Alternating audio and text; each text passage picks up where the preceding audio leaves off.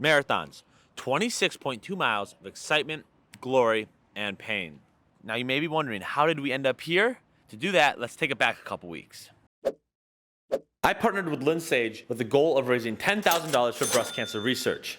The objective was simple. I had to get into the marathon. But there was one problem. I had to be entered into the marathon, which was 3 weeks away. So how did I do this? Well, I have a gym with over 350 members, and all you gotta do is ask. And luckily, one of my members pulled through. You're the best, you know who you are. Thank you. This means I needed a plan. Step 1, get a pair of running shoes. I've never owned running shoes in my life, so I went to Fleet Feet, got fitted, and ended up with these bad boys. Step 2, we had to figure out a comfortable pace. A marathon ends after 6.5 hours.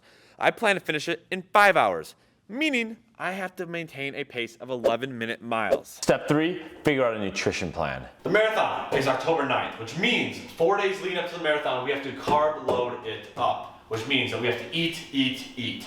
Now you may ask yourself, what is carb loading? The practice of eating high amounts of carbohydrates, sometimes after a period of low carbohydrate intake, for several days immediately before competing in an athletic event, especially a marathon, in order to store glycogen in the body, thereby providing greater amounts of energy. For nutrition, very simply, I will have G1M Sport Powder in 3 blender bottles. What this powder does is every single scoop gives you 20 grams of carbohydrates and 300 milligrams of electrolytes. So this stuff will keep me fueled and also prevent me from cramping up during the race. I will have 3 blender bottles full that will last me the duration of the race, hopefully. You see this? Spring gel. This is what I'm using during the race. This little pouch will wear around my waist right there, and this little pouch I will fill with a couple of these packets, and so when I am running, I can take this out, use this, eat it, and continue running. Each packet contains 45 grams of carbs, so that is something that will keep me fueled, ready to go, and locked and loaded for this race. Step 4, develop a team. First up on my team is Dana Leonard. Her job is simple, to ensure I finish that marathon no matter what, period. That's her only job. Next up on the team is Jack O'Hay. His job is my caloric intake manager. Very simply, he has to make sure I have all my nutrition and hydration needs wherever I need it, whenever I need it. Finally, last person on the team is Gabe Vargas. His job is to simply be my videographer and photographer throughout the entire marathon, ensuring we get the best shots possible and putting himself in the best position to get some cool footage for you. And with the team developed, there's only one thing left to do. Step 5, run. And everything was going perfectly to plan until that Monday before the marathon. I am 2.2 miles into my run, and my Achilles are on fire. I'm very worried right now. If I cannot run 3 miles without pain, I'm screwed. I remember very simply going home, stretching, using the Theragun. I even have my coaches stretching me out. Oh. I mean, think about it. You're gonna run a marathon, you ran 2 miles, your heart rate's at 170, and your legs are killing you. I was terrified that I was not gonna be able to get this done. To make matters worse, the Friday before the race, everything changed. Around 7 p.m., I get a simple phone call. Gabe. All right, I just got a phone call that if I run the marathon in under 5 hours, I will get a $5,000 donation. So what are you gonna do? Gonna run faster. I gotta do it. Oh boy. This changes everything. Everything changes right now. And to finish the marathon in a sub 5 hour time, I needed to maintain a pace of 10:53. That means I'm running 10-minute, 53-second miles, something I have never done before going into this. Then came Sunday, race day. The race started and everything was going according to plan. Dana and I were running sub 11-minute per mile paces, and the first 5 miles went with ease. My body felt in sync, the weather was perfect, and of course, the energy pouches, everything was going down fantastically. My body felt really good. 5 miles in, feeling good. Got the first awesome sauce. What up, Dana? Hey, Say hi, Sarah. hey, We're staying at a 10:45 average pace. Cutting it close, but I'd rather start conservative than jump out of the gun and go heavy. Only concern I have right now is my heart rate, so I'm gonna shut up and try to get it down. The plan was simple. While Dana and I are running, Jack and Gabe are supposed to be driving up and meeting us at the mile 8 marker right off Sheridan Road to get not only some hydration, but also to start filming us, getting some good footage of the marathon. This is when everything changed, okay? So, hear me out. Mile 8 is right next to Sheridan Road in Wrigley. Well, when Gabe typed in Sheridan Road on his directions for some reason, It brought him to Sheridan Road, 3.5 miles north, past Loyola's campus, the Raw in Sheridan. So when Dana and I got to mile 8, there was no Jack or Gabe. So I gave Gabe a call and he said, we messed up, we're 3.5 miles north. And at this point, I get very frustrated because this might cost me a sub 5-hour marathon. I might cramp up, I might get dehydrated, and now I have no footage to document this. So mile 9, 10, and 11, I don't see Jack or Gabe at all. I want to shout out Jack O'Hay and Gabe Vargas. It's mile 11 and a half, and our meetup spot was at mile 8. They missed it. Mile 9, they missed it. They missed mile 10, 11. Hopefully they'll make 12, or I'm just gonna fucking run until I pass out. You know, I got no footage. I got no water. I'm just all the shit on the side. I got no honey, no biofreeze. Dana, how's it going? Great. Mile 12, this is the first time I see Jack. Jack gets out of Gabe's car because Gabe's in traffic, scooters all the way down to mile 12 and meets us there, giving me the hydration, giving Dana and I biofreeze, and of course some honey to continue running. Mile 13 and 14 were great. At this point, the only concern that I have is my heart rate. It's starting to get a little high, but like I said, my body is still feeling good. Mile 15 and 16, I can feel it now in my feet. I'm getting a little more tired, and I'm worried about the crash that's about to come. Mile 17, this is the first time I see Gabe.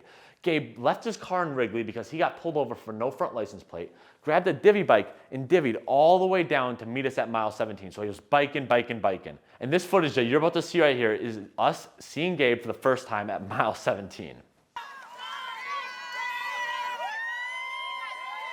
You see all those signatures on our t-shirt? Those are all the members who came together, donated, and supported us through this entire race. To all those who showed your support and love, thank you very much. Now, back to the video. What's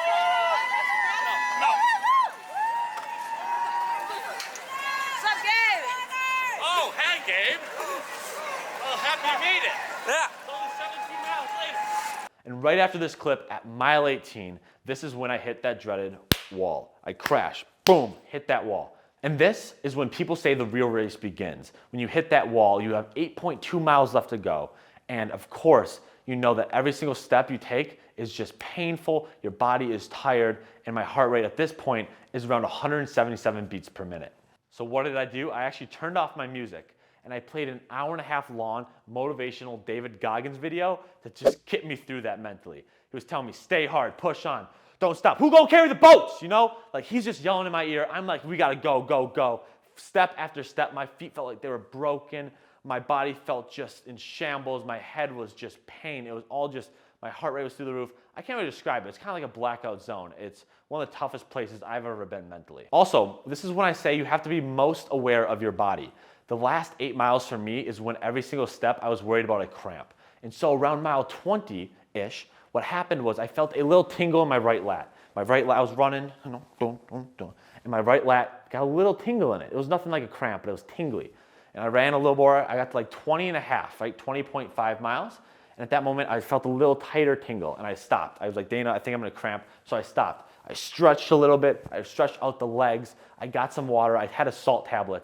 And after a minute or so, it kind of just went away. And this was the last time I felt anything weird. And honestly, I finished a marathon without cramping up once, which I am so grateful for. People told me that you have to be very aware of your body, and I give you that advice as well. If you're gonna run a marathon, please be aware of your body, listen to it. Because if you ignore that sign, for all I know, that twitchiness could have been an oncoming cramp. And I've heard of horror stories where people ignore their body.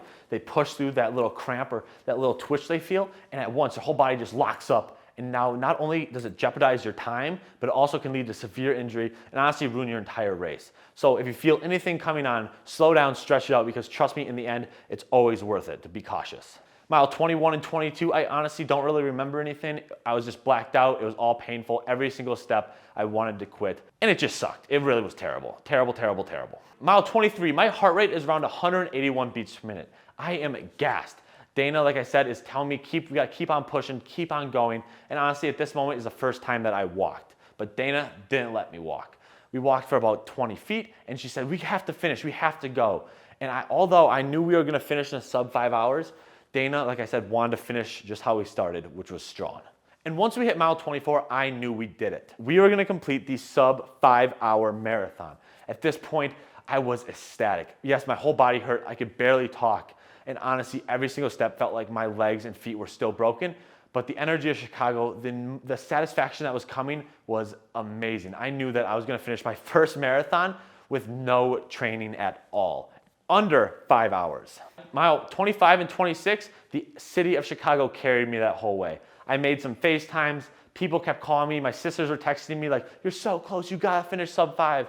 And I knew we were gonna do it, and it was awesome. The city up Michigan Street is lined up to just support you the entire way. It is truly, truly awesome to experience, and I'll never, never forget it. And the last 0.2 miles leads us to this moment right here from the beginning of the video. This is the last 0.2 miles, that last bend up the Everest, as they say.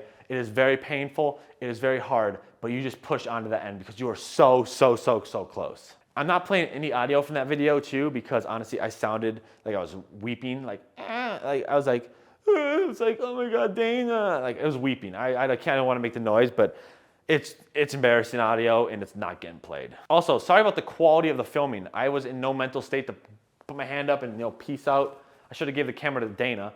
But like I said, it was lights on here, no one's home. Like, I was just getting it done. That's my only objective, was to cross that finish line and be done with this. After that last 0.2 miles, we did it. We crossed that marathon at 4 hours, 48 minutes, and 30 seconds. We did it sub 5 hour marathon, raising over $10,000 for breast cancer research, which is awesome, awesome, awesome. When you finish, your legs, you're like a tin man. Like, the adrenaline wears off and you're just like waddling around like this. And the smallest of steps, my feet, they feel like they're absolutely shattered. My muscles are so tight that if I bend over, I feel like I'm gonna tear everything in my body. So I'm just a tin man like this, walking on broken toes. But we did it. And at this point, there's only one thing left to do. And that, my friends, is celebrate.